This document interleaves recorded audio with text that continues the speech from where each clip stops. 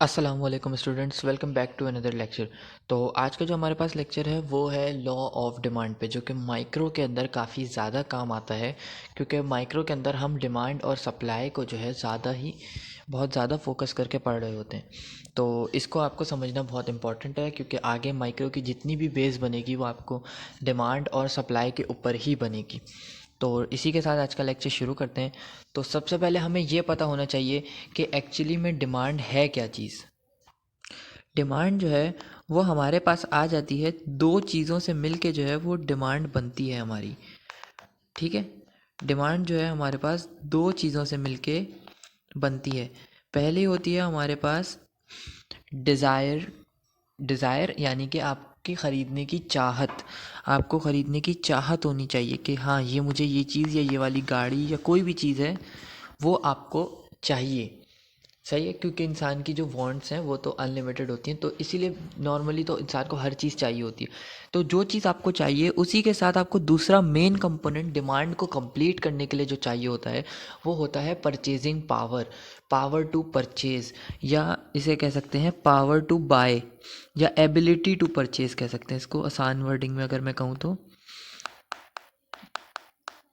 Ability to bye, सही। यानी कि जो प्राइस अगर कोई गाड़ी है वो 10 लाख रुपए की चल रही है, तो अगर आप उसको ख़रीदने की सकत या इसका की ख़रीदने की पावर रखते हैं उसी पैसों में 10 लाख रुपए के अंदर, तो आपकी वो डिमांड बन जाएगी। सही है। और अगर इसके अंदर आपके पास यहाँ एबिलिटी नहीं है, आपका डिज़ायर तो है, यानी आपको वो गाड़ी चाहिए तो, लेकिन जो है वो आपकी पहुंच में नहीं है, आपके पास इतने पैसे नहीं है, तो जो है वो आपकी वांट बन के रह जाएगी। जब आपके पास इतने ख़रीदने के उसको पैसे आ जाएंगे तब वो आपकी वांट, तब वो आपकी डिमांड बन जाएगी। सही है।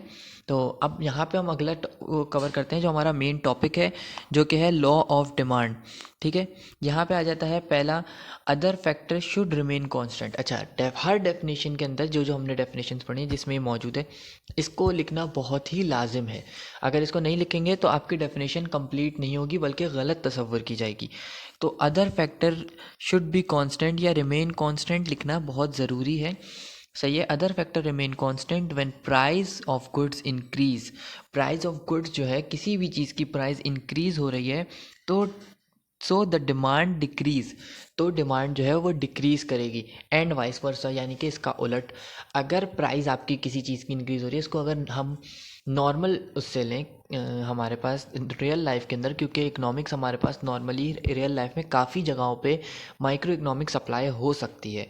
ठीक है, तो इसको अगर हम नॉर्मल उसके अंदर रियल लाइफ के अंदर अपना लें, तो सपोज़ कर लें आपकी बाकी चीज़ें कांस्टेंट हैं, यानी कि टाइम भी कांस्टेंट है, आपकी इनकम भी कांस्टेंट है और सारी चीज़ें आपकी कांस्टेंट है, तो आपकी डेफिनेटली जो आपकी इनकम आ रही होगी वो उस वक्त वो होगी कांस्टेंट। सपोज़ कर लेते हैं कि आपकी इनकम इस वक्त है 100 रुपये। ठीक है, और 100 रुपये में आप जो है वो 1 किलो जो है 1 kg of bananas, 1 kg of Apple, sorry bananas तो डजन में आते हैं, एप्पल जो है वो 1 kg आप ख़रीद रहे हैं 100 रुपये में। ठीक है, अब प्राइस जो है सपोज़ करें आप, यहाँ पर उसकी प्राइस इंक्रीज़ हो गई, जैसे कि जो सेब हैं वो 120 रुपये के हो गए, उसकी प्राइस इंक्रीज़ हो गई, तो अब जो है आप अपनी डिमांड को कम कर देंगे। जो भी है आपकी, या तो अब आप ½ kg लेंगे या उससे थोड़ा ज़्यादा लेंगे, लेकिन 1 kg अब आप परचेज़ नहीं कर सकते, क्योंकि आपके पास 100 रुपये ही हैं। आपको अपनी डिमांड को कम करना पड़ेगा। या अगर एक और तरीके से हम ले लें कि कोई चीज़ 500 रुपये की आपको नॉर्मली मिल रही है, 500 रुपये की मिल रही है, तो आप वो दो खरीद रहे हैं। ठीक है, लेकिन अब जो है आपके पास वो हो गई 800 रुपये की, तो आप बोलेंगे भाई 500 तक तो चलो ठीक था, मैं मंथली मेरा गुजारा हो जाता था बाकी पैसों में, लेकिन अब ये 800 रुपये की मैं दो लूँगा तो मैं बाकी चीज़ें किस तरीके से पूरी करूँगा। तो आप ये करते हैं, उसको दो की जगह कॉम्प्रोमाइज़ करके एक पर आ जाते हैं। तो जैसे ही प्राइस 500 से 800 रुपये हुई, तो आपने दो से अपनी डिमांड को कम करके एक कर दिया। ठीक है, अब यहाँ पे अगर हम इसके स्केड्यूल के अंदर देख लें, यानी जो इसका टेबल है जो दिखा रहा है, तो सबसे पहले यहाँ पे हमें ये बता रहे हैं कि जब प्राइस 1 थी तो हम 10 यूनिट्स कंज्यूम कर रहे थे, यानी जब $1 की एक चीज़ थी तो हम 10 खरीद रहे थे, यानी $10 हम स्पेंड कर रहे थे। फिर हमारे पास 2 की हो गई, वो $2 की हो गई वही चीज़, तो हमने 10 से अब कम किया उसको और यूनिट्स पे ले आए, 10 से हमने उसको कम कर दिया, 8 पर ले आए। फिर जब वो 3 की हुई तो 6 पर आ गए। फिर उसके बाद जब $4 की हो गई, यानी पैसे कंटिन्यूसली प्राइस जो है वो इंक्रीज़ हो रही है और हमारे पास क्वांटिटी कम हो रही है। जब 4 की हुई तो हमने उसको 6 से और कम करके 4 पे कर दिया, और जब 5 पर आई यानी प्राइस अपने मैक्सिमम पर आ गई, तो हमारे पास हमने उसको अपनी क्वांटिटी ऑफ डिमांड को उसको 2 कर दिया। ठीक है, उसको हमने 2 कर दिया। तो यहाँ पर इसके अंदर हम अगर इसी को जो है अपना ग्राफ को इस तरीके से प्लॉट करें, इसी मेथड के ऊपर बिल्कुल सेम यहाँ पर हुआ भी है, देखें तो ये हमारा लेफ़्ट टू राइट डाउनवर्ड बनेगा। डाउनवर्ड स्लोपिंग भी इसको कहा जाता है, क्योंकि ये लेफ़्ट से हम ग्राफ को नॉर्मली पढ़ते हैं, तो लेफ़्ट से जब हम पढ़ेंगे तो ये डाउनवर्ड स्लोप कर रहा है। जैसे जैसे हम आगे जा रहे हैं लेफ़्ट से राइट की तरफ, तो जो है हमारा स्लोप नीचे की तरफ आता जा रहा है।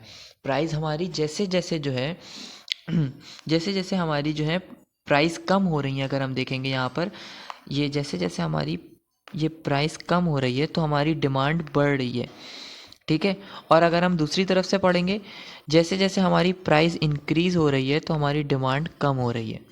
ठीक है, इसको आप देखेंगे, बनाएंगे तो आपको बेहतर तरीके से समझ आएगा, इसकी प्रैक्टिस करें। अच्छा, इसके अंदर जो है ये लेफ़्ट टू राइट जो डाउनवर्ड स्लोपिंग कर रहा है, इसको हम नॉर्मली कहते हैं कि ये दोनों प्राइस और क्वांटिटी का जो रिलेशन है वो आपस में नेगेटिव रिलेशन है। ठीक है, नेगेटिव रिलेशन इसको कहा जाता है। सही है, तो इसकी आप प्रैक्टिस करें, इसको देख लें, ये नेगेटिव रिलेशन कहलाता है। अच्छा, इसके अंदर ये जो है मेनली कहलाता है क्वांटिटी डिमांड। क्वांटिटी डिमांड जो है इसको कहा जाता है। क्यों कहा जाता है? क्योंकि ये प्राइस से जो है वो इफ़ेक्ट हो रहा होता है। जब भी डिमांड को प्राइस के चेंज होने से डिमांड पे इफ़ेक्ट आएगा कि प्राइस कम हो रही है या ज़्यादा हो रही है, तो उसको हम क्वांटिटी डिमांड का जो है वो नाम देंगे। जब भी प्राइस से कोई इफ़ेक्ट पड़ेगा डिमांड पे तो उसको क्वांटिटी डिमांड का नाम देंगे। ठीक है, बाकी एक और जो है सिर्फ डिमांड होता है जो कि अदर फैक्टर्स से इफ़ेक्ट होता है, उसको हम इंशाल्लाह नेक्स्ट वीडियो के अंदर देखेंगे। ओके, और अगर आपको कोई भी चीज़ समझ नहीं आई है ग्राफ के अंदर, ग्राफ किस तरीके से प्लॉट करना है, तो यहाँ पे ये एक्सप्लेनेशन कंप्लीट दी हुई है, आप इसको एक बार सही से पढ़ सकते हैं। इसको आप आराम से पढ़ लें और उसके बाद आपको बेहतर तरह से समझ आ जाएगा। इसको आप वीडियो को पॉज करके एक बार पढ़ लें। ठीक है, तो यही था आज का लेक्चर, होप आपको समझ आया होगा। अब नेक्स्ट हमारा जो टॉपिक होगा वो होगा डिमांड फैक्टर ऑफ प्रोडक्शन के चेंज होने से जो हमारी डिमांड पे इफेक्ट आता है, उसको जो है हम किस तरीके से मैनेज करते हैं, या क्या क्या फैक्टर्स किस तरीके से डिमांड को इफेक्ट कर रहे होते हैं। ठीक है, तो अब मिलते हैं इंशाल्लाह नेक्स्ट लेक्चर में। जब तक के लिए अल्लाह हाफ़िज़, अपना बहुत ही ख्याल रखिएगा। फ़ी अमानिल्लाह।